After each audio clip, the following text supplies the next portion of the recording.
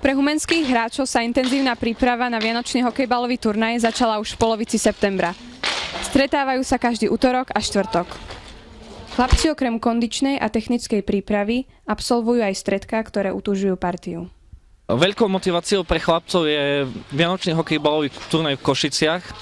Preto vlastne organizujeme aj tieto tréningy, aby sa chlapci na tento turnaj čo najlepšie pripravili. A keďže záujem o hokejbal vzrastol, tak sme pripravili aj hokejbalovú ligu pre širší okruh chlapcov. Pre chlapcov sú pripravené zápasy v skupinách i v play-off. 90 chlapcov tak odohrá každú sobotu 12 zápasov.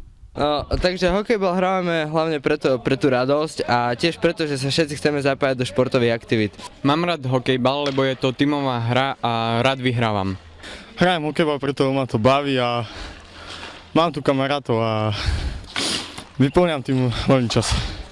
Pri organizácii ligy pomáhajú aj stredoškoláci, ktorí sa práve vďaka hokejbalu dostali k Salesiánom. Hokejbalová liga ponúka chlapcom možnosť zašportovať si a dobre využiť svoj voľný čas. Vďaka hokejbalovej lige som sa dokonca ja dostal k Salesiánom. Teraz sa snažím pomáhať pri organizovaní. Víťaz hokejbalovej ligy bude známy už začiatkom decembra, kedy je naplánované finále. Z Humenného pre Salesiánsky magazín Monika Fecenková.